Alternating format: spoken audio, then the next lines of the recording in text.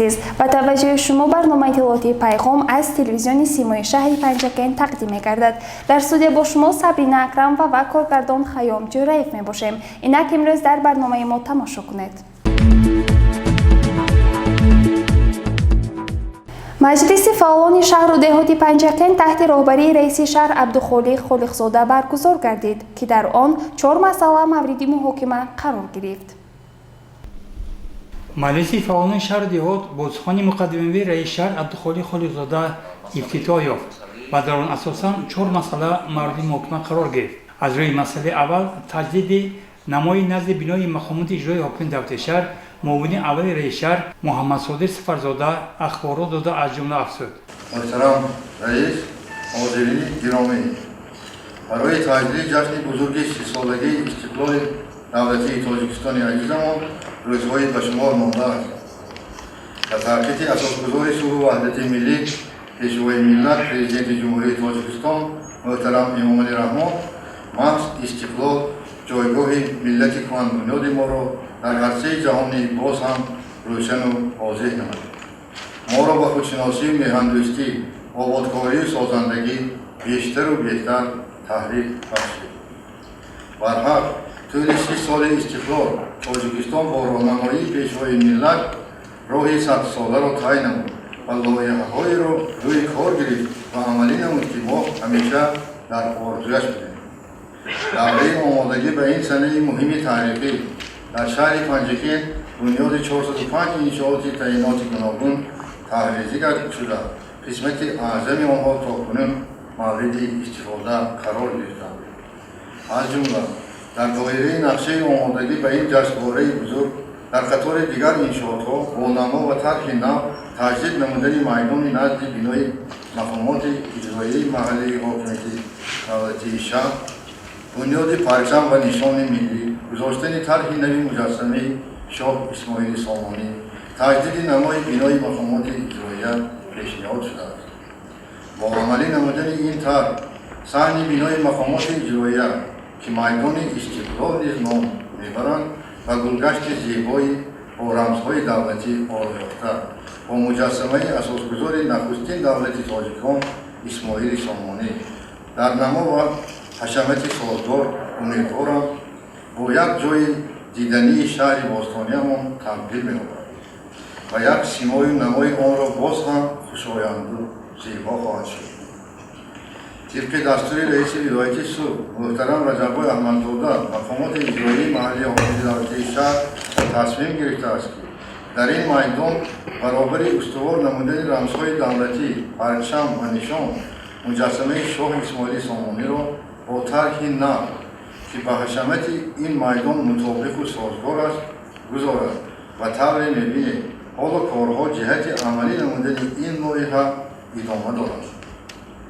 مجسمه حاضره شاه اسماعیل سامانی و خاطر صرفه مبلغ‌های بودجه محلی جبران یک قسم خراجات تجدید میدان نزد بینای مقامات اجرایی برای فروش و دیگر شهر و نواحی مملکت پیشنهاد کرده. در صورت پیدا نشدن خریدار در یکی از جماعت‌های دهات کلان شهر گذاشته می‌شود. همچنین نیمپیکری ادبیات‌شناس ورزیده تاجیکستان همدیار برومندمان زنده‌یاد اعلیخان افسرزاد که در یک گوشه این میدان گذاشته شده بود بعد تجدید در صحن مؤسسه تحصیلات میانه عمومی رقم 64 جماعت دهات بارو گذاشته خواهد شد. همزمان باید قید نمود که نمای بیرونی بینای مقامات اجرایی محلی حاکمیت دولتی شهر طبق لایحه نو از نوسازی گردیده بنا پورا تعمیر کرده می شود. با آشنا نمودن شما حاضرین گرامی با این تصمیم مقامات اجرایی محلی حاکمیت دولتی شهر پنجکن تکلیف می نمایم که این پیشنهادها برای بررسی و تصمیم به اجرای نوبتی مجلس وکیلان خلق شهر گذاشته شود. از روی این مسئله سابقدار ساحه معارف اسماعیل ظریفی سروری پایگاه بازسازشناسی پنجکن سر از نورنسا خدایار و سردبیر روزنامه زرافشان لقمان قربان معاون رئیس کمیته حزب خلق دموکراسی تاجیکستان در شهر پنجکن پروینه تاشeva собиқдори соҳаи фарҳанг Фарҳод Низомов ва чанди дигарон ба сухан баромада иқдоми роҳбарияти мақомоти иҷрои ҳокимияти давлати шаҳрро ҷиҳати таҷдиду азамсозии майдони назди бинои мақомоти иҷрои ҳокимияти давлати шаҳр ҷонибдорӣ намуданд ва дар як вақт баъзе фикру мулозимаи хешро баён намуданд. баъдан дар назди ҳозирин мудири шӯъбаи маориф Шоҳида Мукаммалзода сухан гуфта, асосан асоси дастовардии маорифҷон андеша баён дошт. раис шаҳр аз рӯи ин масъала фикру мулоҳизаҳои хешро баён карда эҳротҳои ҷиддӣ гирифт ба роҳбарони зиёди мактабҳо ки ба масъалаи дӯхти сару либоси мактабӣ, иштирок дар маъракаи имкӯбӣ, ҳолати ногувори майдончаҳои варзишӣ, ҷойдоштани амалҳои тамаккорӣ ва чанд камбудии дигар роҳ доданд. аз рӯи ин камбудиҳо ҳамзамон раисони ҷамоатҳои деҳот низ пурсида шуданд. дар маҷлис аз мудираҳои кӯдагистонҳо низ пурсиш ба амал оварда онҳо вазифадор гардиданд ки барои ислоҳи камбудиҳо аз ҷумла ба кор гирифтани шахсони тасодуфӣ ва синни солашон калон хотима гузоранд. иштирокчиёни маҷлиси фаъолон ҳамчунин баромади ҷонишини сартабиби беморхонаи маркази шаҳр Раъно Абдуллоеваро алоқаманд ба пешгирии бемории COVID-19 маъракаи имкӯбӣ шуниданд. раис шаҳр Абдухолиқ Холиқзода аз рӯи ин масъала низ як қатор эҳротҳои худро баён дошт. дар маҷлиси фаъолон пешниҳоди прокуратураи вилояти Суғд, шаҳри Панҷакен ва суди шаҳри Панҷакен аз рӯи як қатор камбудии қонунишкинаҳо дар фаъолияти муассисаҳои таълимии алоҳида муҳокима гардид. Абдухолиқ Холиқзода аз рӯи ин мавзӯъ ҳам ба масъулон суҳбати ҷиддӣ дошт. онҳоро вазифадор сохт ки камбудиҳои зикршуда ҳарчи зудтар бояд бартараф карда шаванд. маҷлиси фаъолони шаҳри диҳоти Панҷакен бо суханронии раис шаҳр Абдухолиқ Холиқзода ки дар он масъулони мутасаддиён барои ислоҳи камбудиҳо вазифадору ҳушдор дода шуданд ба охир расид.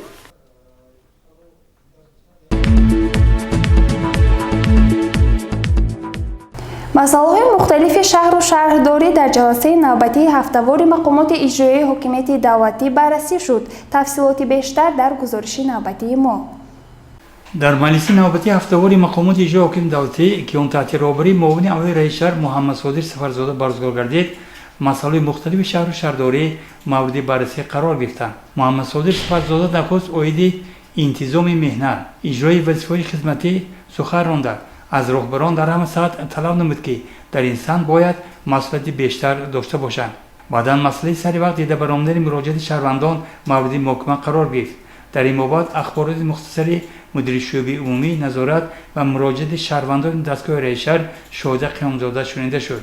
дар идомаи ҷаласа ба масъулони идораи меъморӣ супориш дода шуд ки сценарии таҷлили 30-солагии истиқлолияти давлатии ҷумҳурии Тоҷикистонро таҳия карда дар он хурдтарин ҷузъиёти ин ҷашнвора ба ҳисоб гирифта шавад. масъалаи фаъолияти корхонаҳои санъатӣ, бурдубохти онҳо ва саҳмашон дар рушди иқтисоди шаҳру деҳот аз ҷумлаи мавзӯи дигари ҷаласа буд ки ҷиддӣ муҳокима гардид.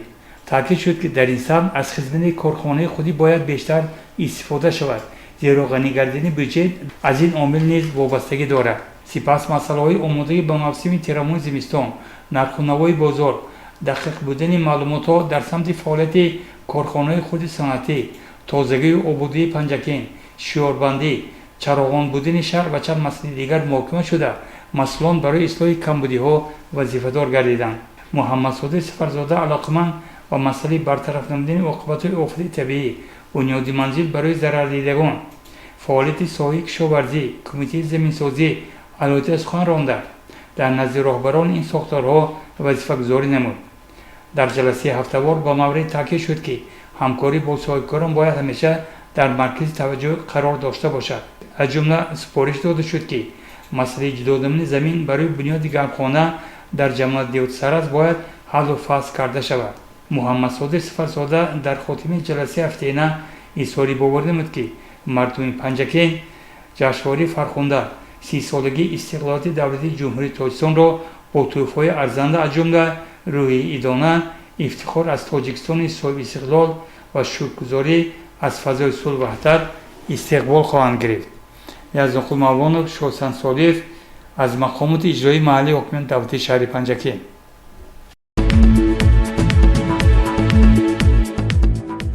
бо иқдоми роҳбарияти мақомоти иҷроии ҳокимияти давлатии шаҳр ба зарардидагони офати табиӣ аз ҷамоати деҳотӣ Амондара маводи хӯрока кӯмак расонида шуд. رئیس شهری پنجکند عبدالخالق خالقزاده از حالت مردمی در آفت طبیعی ضرر دیده جماعت دهاتی اماندره و دهه ویشیست جماعت دهاتی یوری دیدن نمود. سفر رئیس شهر از مسجد جماعت اماندره آغاز گردیده سراول با خانواده مردی در آفت طبیعی جان خود را از دست داده واخورد. با پیوندان و فرزندان مرحوم همدردی خود را بیان نموده به ایشان صبری جمیل خواست و ابراز داشت تا با هم متحد شده و بهر آبادانی دیار تلاش نماییم. سپس به خانواده مردی قربان شده و دیگر ساکنانی از آفت طبیعی ضرر دیده کمک پولی و مواد خوراکه از قبیل ارد و روغن، برنج و مکرون و کارتوشک و سبزی دسترس گردانیده شد. رئیس شهر اینچنین ابراز داشت که ما با اهالی ضرر دیده غم شریکیم و همه عهده‌داری هایی که از جانب ماست انجام خواهیم داد. همزمان به دهه ویشیست جماعت دهاتی یوری تشریف برده از رفت کارهای برطرف سازی عاقبت آفت طبیعی که سنه 19 ایول به وقوع آمده بود بازدید به عمل آورد. به ساکنان دهه ویشیست از جانب مقامات اجرایی حاکمیت دولتی ولایت سوخت برای کشیدن خط آب نوشابه 50,000 سامانی سپرده شد. ساکنان از این اقدام خرسند بوده مینداری خویش را چنین بیان داشتند. عبدالحیف ایوب عبدالقوی شهروند ویشیست. اولا به پرزیدنت مملکت ما محترم امام علی شریف رضی رحمانوف تشکری بسیار که برای نهم ایون با موان همخیل آفت‌های طبیعی بسیار ضرر را کلان کرد. دست کمک یاردن کردند از جمله رئیس ولایت که با سفری رسمی خودشان به اینجا آمده از جای حادثه از حال ما خبر گرفتند، یاردم‌های کلان کردند و خط آب نوشابهمان که 50,000 سامانی وعده کردند دادند. من امروز ما گرفتیم تکنیک‌های بسیار پرقدرت حکومت شهرمان فرستادند که هم واشان هر روزه کار سفربر کردن کار میکنن. خانه ها رو از جمله تمام تازه کردیم. رحمت به دولت، رحمت به حکومت که دست کمک دراز کردن. هزاران و هزاران تشکر. یاردم از این زیاد نمیشود. هزار رحمت. باید قید نمود که برای برطرف نمایی عاقبت‌های خرابی آوری سیل تکنیک‌های جمعیتی دارای مسئولیتش محدودی کارخانه مشترکی زرافشان فعالیت دارند. در آخر سفر رئیس شهر با اهالی دهه ویشیست ملاقات دایر نمود که ساکنان مینداری خود و اهل ده را چنین ابراز داشتند. زن مرد اپشتون مینداری کراسان هزار رحمت گفتن. خود من بکنم شخصا در آمده قسم خورگید و قسم میکنم من پیشتر حکومت یوان تیشان نشناخته من ندیدگی مردم گفتن که 3 بار سر قبرستان کس رفتن. خود همین تا بالا پای پاده رفتن خانه دیدن، همین درون قشلاقای چزده دیدن، همین کار سر شدن تا حاضر خیلی طبیعی آفت. همه رئیس شهر خواهد که ناخونی حرفا یک کار نخلد لیکن خدا شدگی آفت با همین پیشتر رئیس دوی ماشون سه ماشون میامدن خودشان نمیامدن. رحمت همین کس پر گفته خلق نداره کرستن. لیکن من نام همه خلق التماس ما شما به همین که اولا جناب عالی پرزیدنت ما بابر رئیس ولایت با شما با اون تا علاج دعای خیر میکنیم شما را دعا میکنیم. همین خرسندی سلام ماهانه میرسانید. این ملاقات و کمک ها اثباتی آن است که حکومت و دولت همیشه در کنار مردم بوده و هست. گزارش مرتبه رحمانوف و طلبشاد تاشف از جماعت دهاتی اماندره و جماعت دهاتی یوری.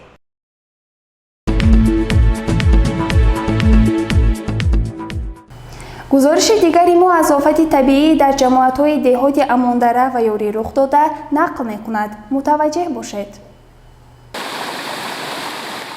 در نتیجه بارشات زیاد و آمدن سیل در جماعت دهاتی اماندره و یوری خسارات جانی و اقتصادی به قید گرفته شده است. از روی اطلاعی که در سامانه سپوتنیک تاجیکستان نشر شده است در نتیجه این آفت طبیعی یک ساکن جماعت اماندره جان خود را از دست داده است که در نتیجه کافت و کاب زیاد جسدی و صبح روز دیگر دریافت گردیده به صاحبانش سپرده شد.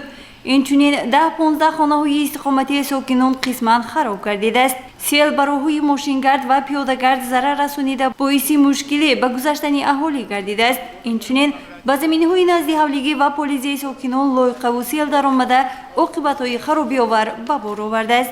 صبح بعد از به عمل آمدن آفت طبیعی رئیس شهر پنجکند عبدالخالق خالقزاده با مسئولین وابسته شده به مکان‌های ضرر دیده تشریف بردند. در رفت سفر رئیس شهر به خانه‌های هر یک از ساکنان ضرر دیده وارد گردیده از حالیشان پرسان شد. رئیس شهر ارزو شکایتی هر یک ساکن را تا به آخر شنیده باعث کمک به خانواده‌های ضرر دیده و برطرف نمودن عاقبت‌های آفت طبیعی به شخصان مسئول دستور سپاری شد. سیل به خانه‌های مردم ضرر کلان اقتصادی رسانیده به اکثر ایوان و آشخانه و خانه خواب اهالی لاحقه درآمده است.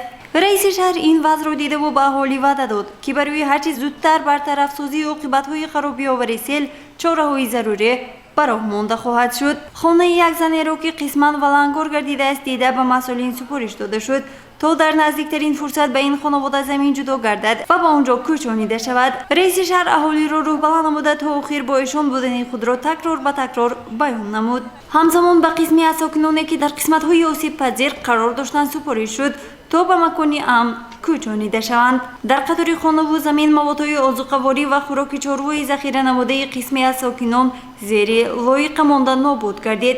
قسمی از مردم از نداشتن زمین شکایت نموده ابراز داشتند تا به ایشان از موضع‌های از آفت طبیعی بی‌ضرر زمین جدا بگردد و این نیز مورد بررسی رئیس شهر قرار گرفت. در برطرف نمودن عاقبت‌های سیل کارمندان کمیته حالت‌های فوق‌العاده شهر با سرداری افسر شعبه ریاست کمیته حالت‌های فوق‌العاده و مدافع گیرجدنی ولایت سوق در شهر پنجکند کاپیتان حیدرов شیراز داوودویچ و تکنیک‌های پراقتدار جمعیت اداره مسئولیتش محدود کارخانه مشترک زرافشان به طور شبانه روزی فعالیت نموده به ساکنان آب نوشاکی و آب برای شستشو دسترس گردانیده شد. باید قید نمود که وابسته به این در جماعت دیهاتی اماندره و یاری ستاد تشکیل گردیده و ضررهای پوره این آفت دقیق گردیده بهره برطرف سازی آن همه چاره و تدبیرهای مشخص براه مانده خواهد شد. گزارش مرتبه رحمان و اسماعیل جان خالوف و خیام جوریف از جماعت دیهاتی اماندره.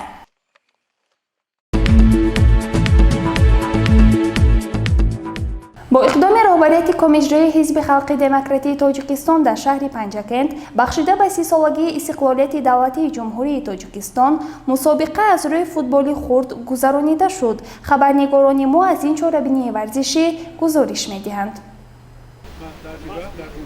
مسابقه فوتبال خرد بخشیده به 30 سالگی استقلالیت دولتی جمهوری تاجیکستان با اقدام کمیته حزب خلق دموکراتی تاجیکستان در شهر پنجکند نخست در جماعت دهات برگزار گردید. بعدا در میدان خرد فوتبال ورزشگاهی به نام همراه خوجامرادوف غالبان به هم آمدند. به اینجا قبل از آغاز بازی رئیس کمیته حزب خلق دموکراتی تاجیکستان در شهر پنجکند وزیر مجلس ملی مجلس عالی جمهوری تاجیکستان مراد شکرزاده سخن گفت.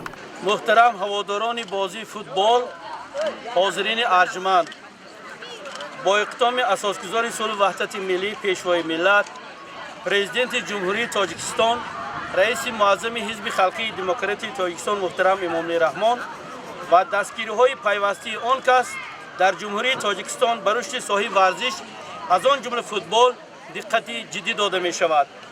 دلیل این گفته‌ها آباد گردیدن انفراستراکچور ساحه ورزش، ساختمان با استفاده داده شدن میدان‌های ورزشی در شهر و دیهات، اشتراک فعالانه ورزشکاران ما در مسابقه‌های سطح شهری، ولایتی جمهوری و بلند برداشتن پرچم دولتی جمهوری تاجیکستان در مسابقه‌های بین المللی رو آوردن شهروندان به طرز حیات سالم و مشغول گردیدن به نمودهای گوناگون ورزش می باشد. طور آگاهی دارید هر سال چون انانه با اقدام کمیته اجرایی حزب خلقی دموکراتی تاجیکستان در شهر پنجکند در شهر و دیهات بین جوانان، بانوان و دیگر شهروندان کسب و کار گوناگون مسابقه های گوناگون ورزشی برگزار می گردد.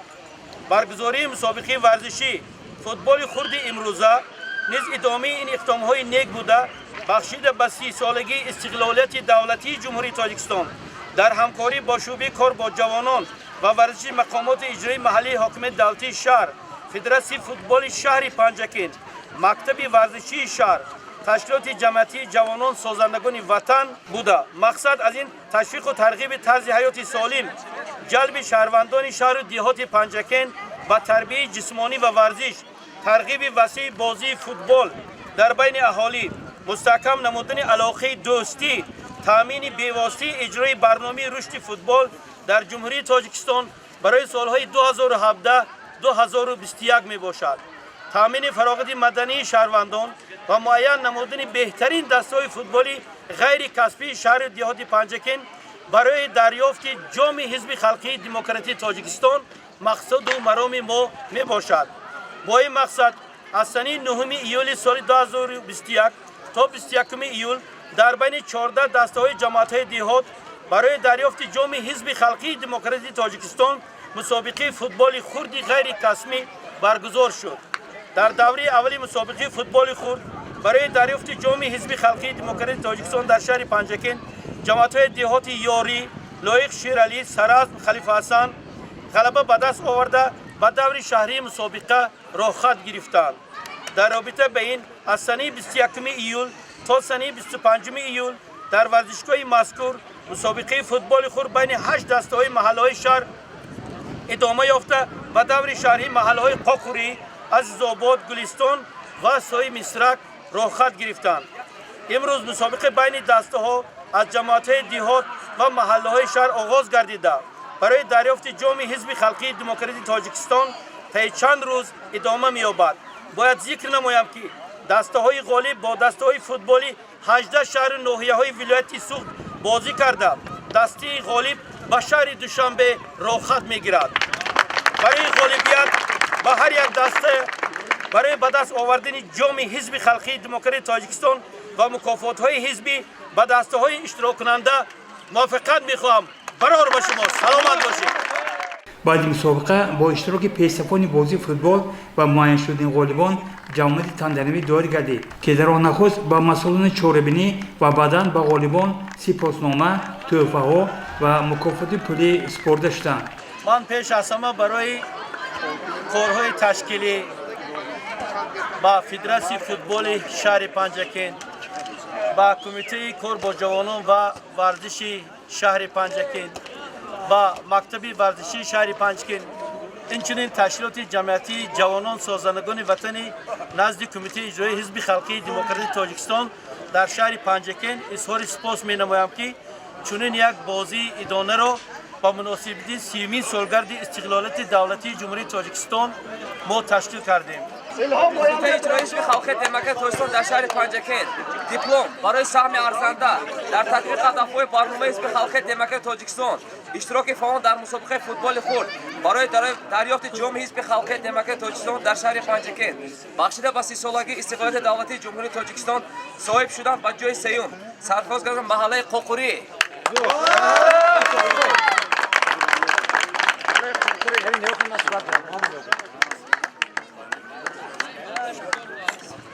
برای مکافات پولیش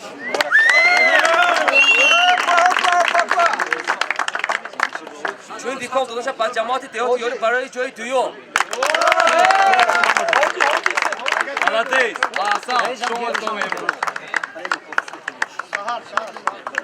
برای سهم ارزنده در تطبیق هدف‌های برنامه حزب خلقی دموکراسی تاجیکستان، اشتراک فعال در مسابقه فوتبال خرد برای دریافت جام حزب خلقی دموکراسی تاجیکستان بخشیده به 30 سالگی استقلال دولتی جمهوری تاجیکستان و صاحب شدن به جای یکم سرفراز کردن محله عزیزآباد.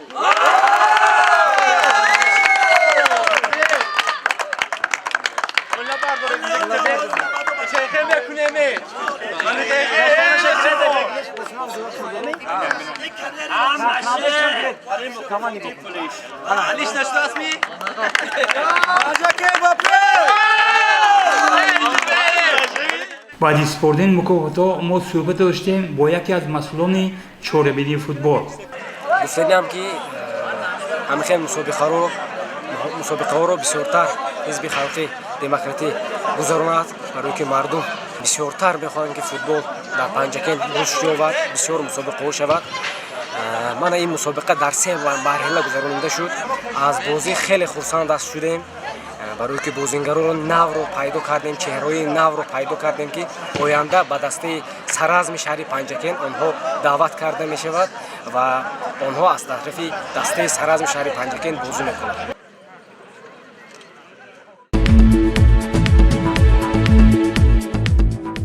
тамошобинони азиз ва ҳоло ба як эълон таваҷҷӯҳ намоед.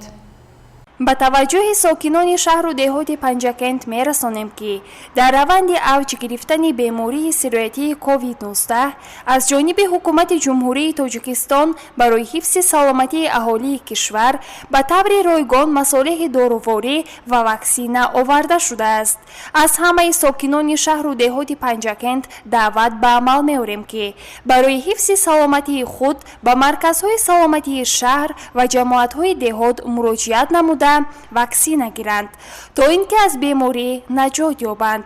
маводи доруворӣ ва ваксинаҳо аз ҷониби ҳукумати ҷумҳурии Тоҷикистон ба таври ройгон ба роҳ монда шудааст. ҳамватанони азиз, ба овозаҳо ки гӯё ваксина ба саломатии инсон зарар дорад бовар накунед ва дар ин маъракаи муҳими эмгузаронӣ ки он бешак маъракаи ҳаёту мамот аст, фаъолона иштирок намоед. тамошобинони азиз, дар ҳамин ҷо барномаи иттилоотии пайхом ба анҷом мерасад. то барномаҳои навбатӣ саломату сарбаланд бошед. хайр.